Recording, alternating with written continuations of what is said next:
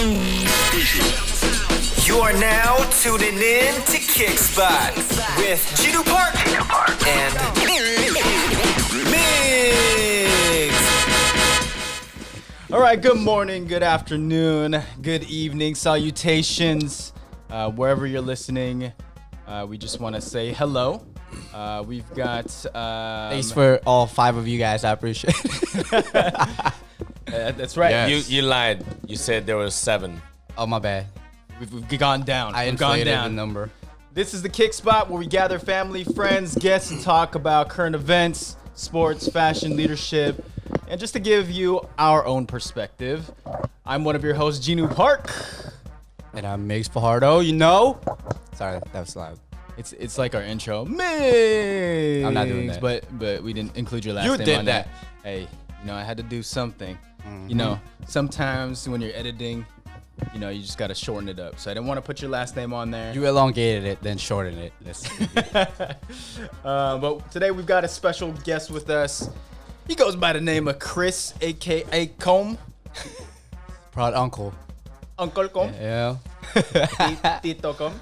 Yeah, You Tito should say Comb. it right. If Migs. is it comb? Like Comb. it's a comb. How do you pronounce it? Are you Comb. kidding me right now? Comb. Comb. Yeah. Comb to me. Is that what it is? Are we back in elementary school? Yes. Comb. Comb here. Welcome to the show, Uncle. Thanks, man. But no, we're glad to have you. We're gonna start off lightly, and until I roast a few of your teams, and then we're gonna talk about some, and get your perspective on a few things. Obviously, kind of investments 101. Where I kind of go to you for advice.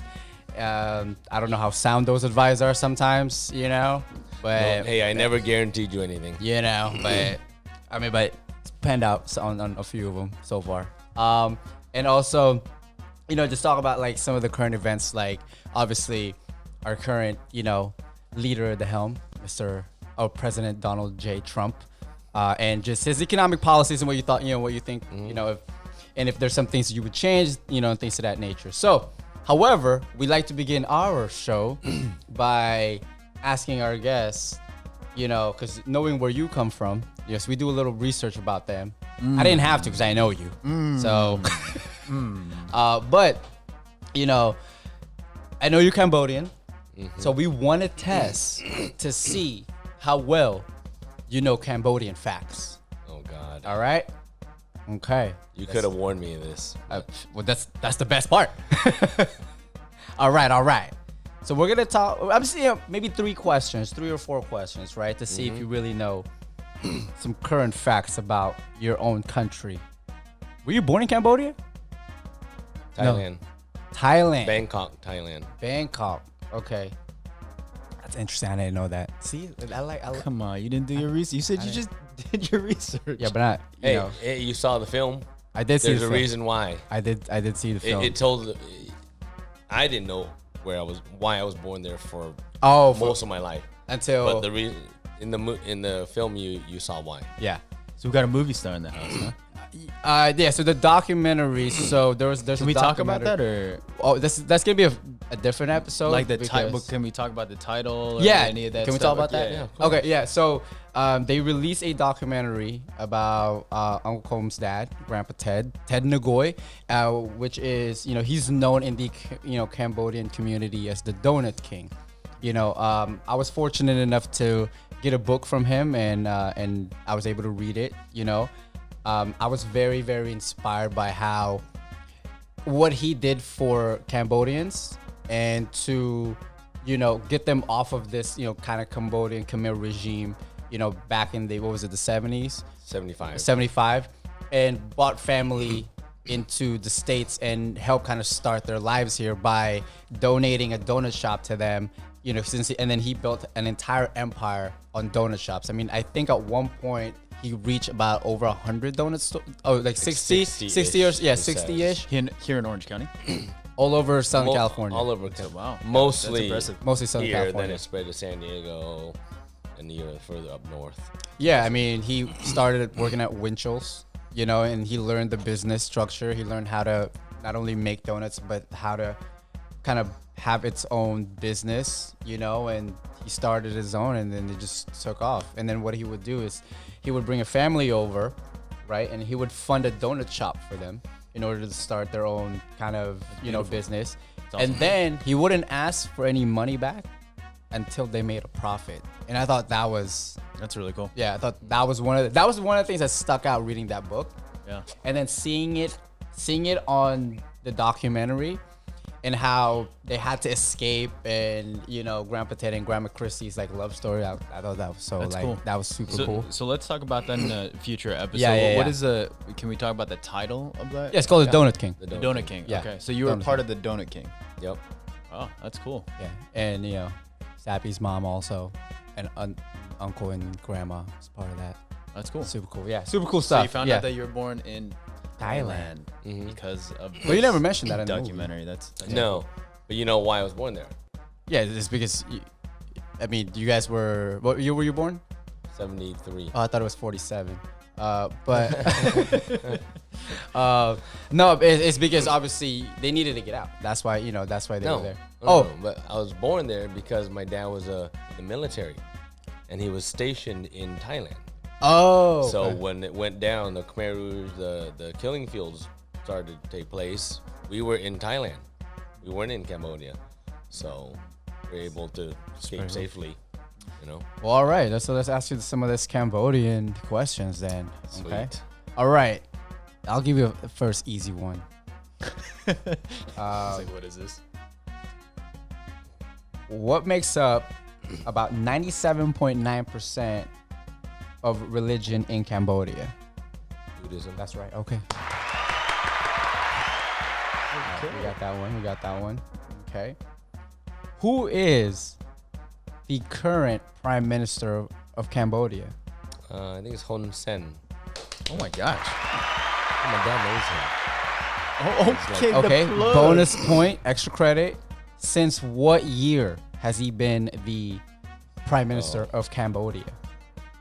For a long time. I don't know. Give me a. Maybe even as far back as the 90s. Do you have a guess of a year? 98. Wrong. 85. Yeah, I was 85, gonna say yes. even further back. Yes. I wasn't even born yet. That's ridiculous. No president or leader I know, right? should be in there that long. But yeah. Hey, you know, that's how you guys do things over there. You know. Don't include me. And then, okay. Let me see here. What type of currency does Cambodia have? Oh, real. Good job. Come on, dude. I was been there 3 times. 3 times. That's it. Yeah, that's it. Oh wow. Enough to know what the currency is. I mean, So you saying you had money? money. Okay. And then as far as let's see here. I mean, there's not really like a big like kind of pop culture in Cambodia. You know, I couldn't really find much on it. They have a few kind of shows, you know, radio stations, stuff like that. So I don't know. it's not as developed as, you know, some other Southeast Asian countries. What's their national bird? I don't know if they have one. I think they Yeah, eat all they're- of. yeah. I think they eat all of them, so they don't Dang. have any national birds. Okay. So it's like a pan fry? As a national. Fried chicken. I think fried chicken. Okay, last question. All right. What is Cambodia's staple grain?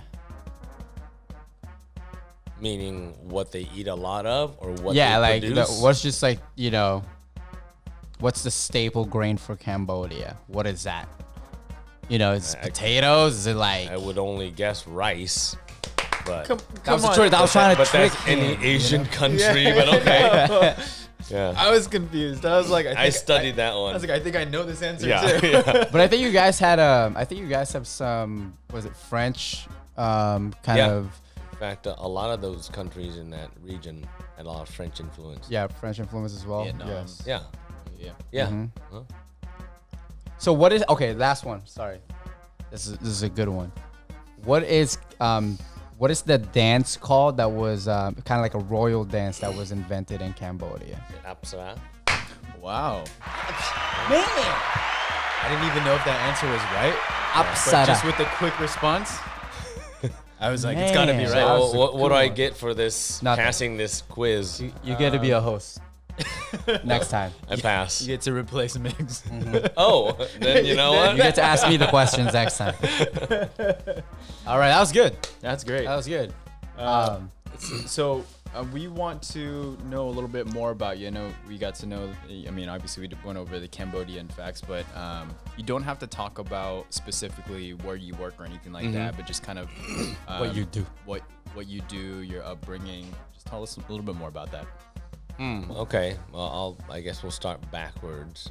But upbringing, I mean, obviously my family escaped from Cambodia in '75. You know, to escape the Khmer Rouge and all that. And very lucky we took an airplane here. You know, Yeah. versus my wife's family, they were on a 5-hour boat tour to get here. Really? So yeah, From where? Cambodia. It's only a 5-hour boat. No. I'm sorry. 5 year. Oh, 5 years. They left Cambodia in '75. They didn't get to America until '80. So Wait, a 5-year boat ride?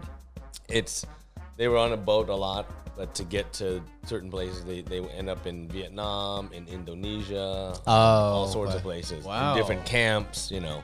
So I don't hear much about that. Obviously, like so EE went through that? Yeah, EE was in that boat? Yeah. Wow. Yeah, I know, but it's land and boat. Of course, you yeah, know, of course. Until No they- plane. until the final trip to America. what year was that?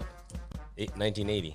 You When just- she arrived. You just don't hear about those situations. Like my perspective of that Does is she like, remember? is that even true? You know, but that is Totally. crazy. How old was EE? She's told us she's my age, 47. No. How old is EE when? Oh, when that 7. happened? She was 7 years old.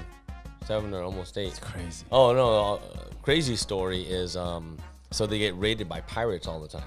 Oh, Pirates wow. come and they rape the women and they take all their Wow. crap, you know, all their valuables.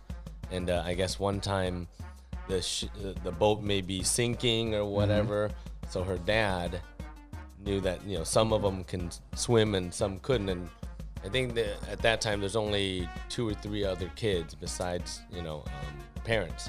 And so he tied everyone's hands together, you know, with a rope, and it's either everyone sinks or everyone lives. And luckily, obviously, they lived, you know. But I have that's- never heard. That's true life or death, man. I've you known know? him for like 10, 11 years now. Never heard of this. That's crazy. All I hear about are the Cowboys. That's a, And how bad they are. Yeah, Yeah. no, but that's a pretty. it's crazy story. really. Like I've only moving watched story. documentaries about that. Like I have never met anybody The experience. that experienced that. Oh yeah. I mean, they in the documentary. I mean, and when I was talking to him, you know, when the whole documentary thing was kind of getting played out, the history of you guys just starting and like how, you know, they had to, you know, Grandpa Ted would be like working, he'd be carrying Uncle home, like working super late in the morning. Like it was very, very humble beginnings, you know, like it just brings me back to like when growing up in the Philippines. And then coming here and seeing the difference, like I would go outside and it's like there's a river full of trash. You know, like I would walk and play with my friends, and then there's like a river right behind us. That's where we dump the trash. You know, that was the living conditions we were living in back in the Philippines. And then coming here, and you know, people just see certain things, right? And how we live now, it's like they don't understand how we got to this point. So they don't I- understand how we got, you know, how they got to that point. I don't like reality TV shows, but I've been addicted to a show called 90 Day Fiance. Greatest show. It is- My daughter watches that. It is the craziest thing because just like what you're mentioning, it's like they come from a different country and Yeah. they come to America and they're like, oh my gosh, this is Don't like speak the language. they don't speak the language, No but they're- family, yeah. they're like in awe of America. Yeah, It's like, you know, you have hot like running water and this Oh, kind of yeah. thing. Things we take it, you know, Very much. But very I think- much for granted. Yeah, you I mean, know? I think this is a good topic, you know, to build on the next episode. Yeah, I mean, yeah, for there's a lot that we could talk about in regards to that. for sure. But keep continuing about you know, obviously your upbringing. So I mean, you know, that's the start, you know, and you guys know about the whole donut situation, sort of. But He hasn't seen it. okay. Yeah. Well, I guess that would be a topic for another day. Went to college. I'm the only. Where'd you attend? Cal State Fullerton. Okay. Good old Cal State Fullerton. Titans. Yeah. I'm the only one in my family that has a bachelor's degree. Oh wow. You know. Good job. Oh, okay. But you know, I just went through the normal route that any other kid. You know, I knew that I needed a degree. What degree did you? Business, finance. Okay. So, yeah. And then just kind of, you know, fell into the finance world. You know, at first as a teller, then as an assistant to an advisor, and then I became a financial advisor at early 2000s. So, Cool. yeah.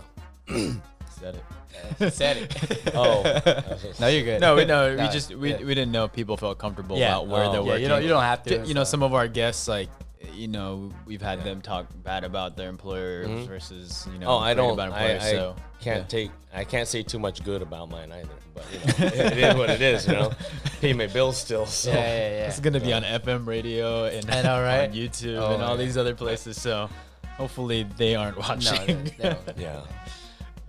So what Migs has told me from the past is that you agree with some of Trump's economic policies. Sure.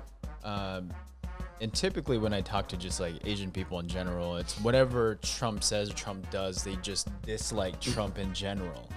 And me, you know, coming from more of like an entrepreneurial background, and you know, he has run some successful businesses. Sure.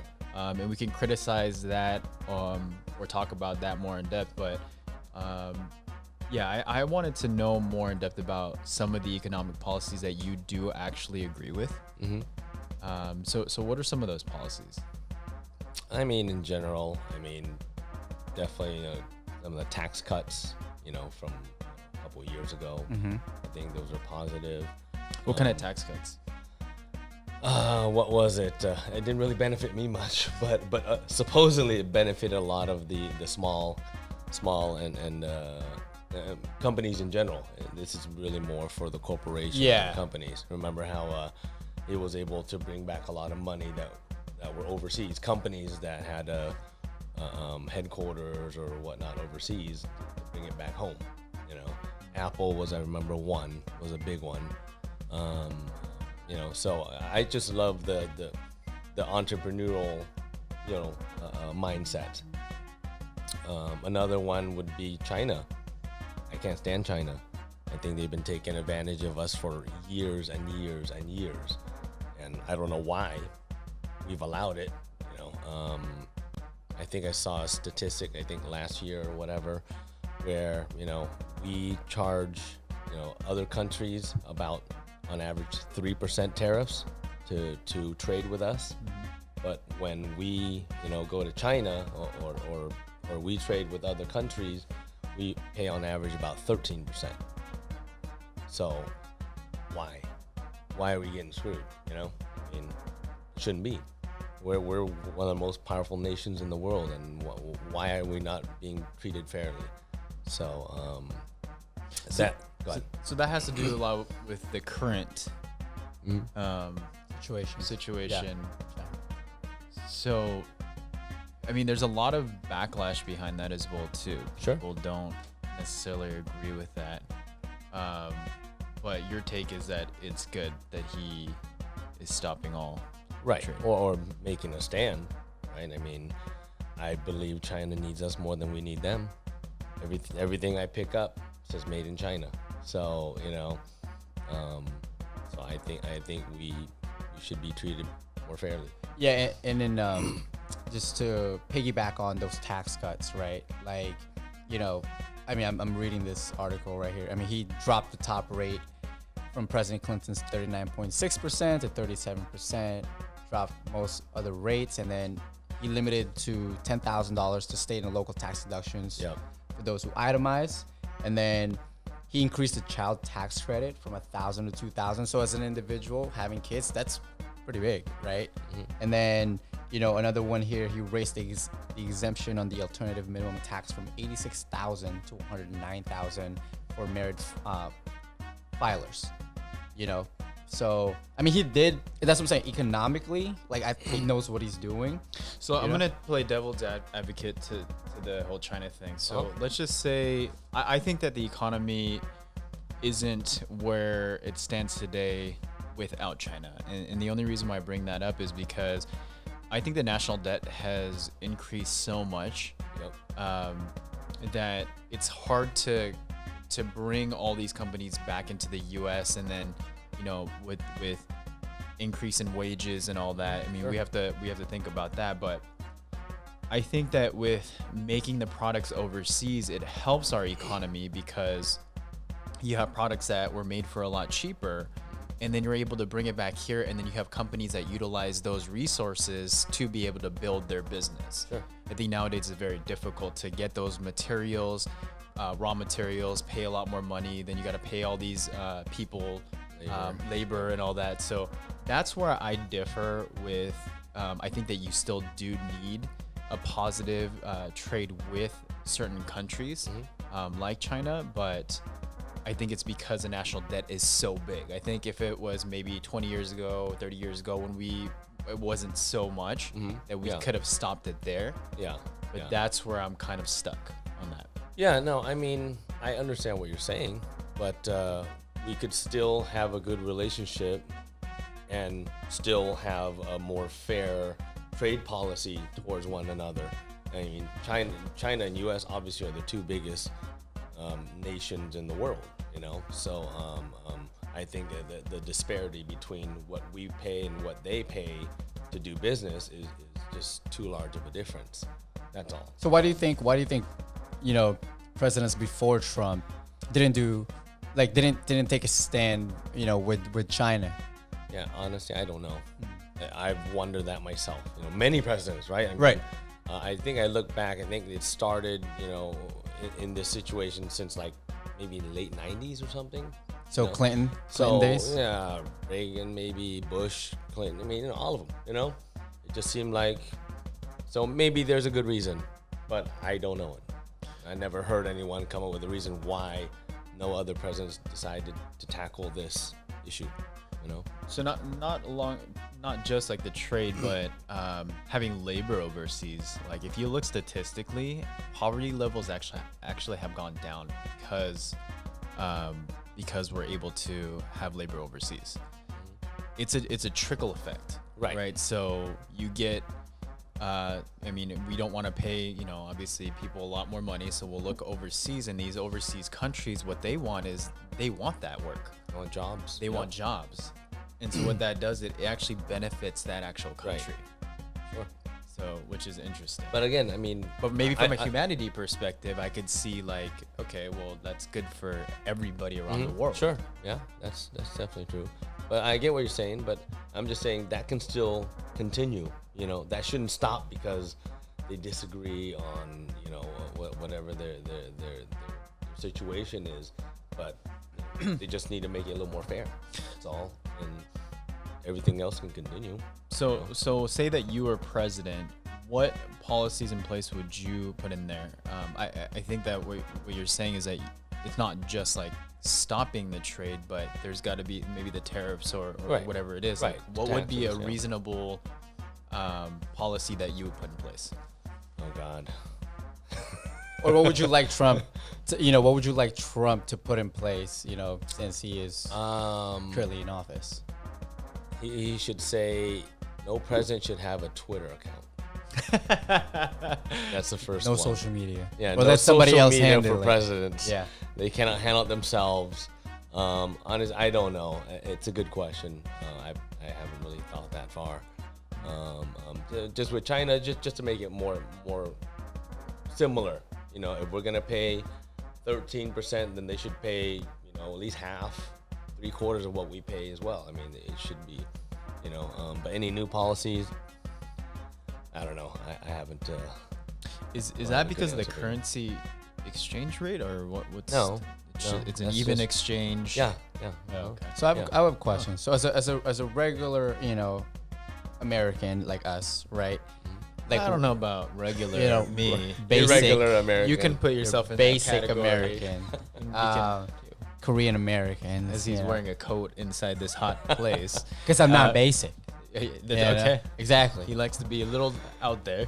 Yes. So, you know what? You know, since President Trump has been in office, you know, what effect, you know, financially has it impacted you and your family based on the, you know, kind of economic strategies that he's put in place for Americans? So he, probably along with Republicans in general, they believe in more free trade, you know, free business, you know. So deregulation is a big thing, where they're not telling us what we have to do or whatever. You know, in my business, you know, it's a big deal. Actually, when Trump came in, before Trump was a president, they were working on having the Department of Justice, or is it DOL, Department of Labor, tell us basically how to run our business, how you know, how to treat our clients. We have to do this, all this red tape. You know, when Trump came in, he abolished it. I mean, it's not even. I mean, all the firms were preparing for all these new rules and regulations, and then when Trump came in, it was pretty much gone. You know, that's not even talked about anymore. So that helps our business. It allows me to do my job and not make it 10 times harder to do it. You know, what else? Because no one's breathing down your neck, you know, making sure that you're checking off all Yeah. the boxes. Yeah. Yeah. I mean, I don't know if you guys know, my industry is highly regulated. People complain all the time. I'm in the same industry. Yeah, I can see that. We have enough on our plate. Yeah. You know, so in that way, he's done well. Stock market wise, he's always trying to push, you know, the economy and the market to be positive, to keep growing going forward. There's nothing wrong with that. That's good for America, you know. Yeah, so we're gonna talk a little bit about stocks, and we're also gonna talk about some of the current programs that he implemented recently during COVID. We're gonna take a little short break and then talk about that right after we come back. You are listening to Kickspot.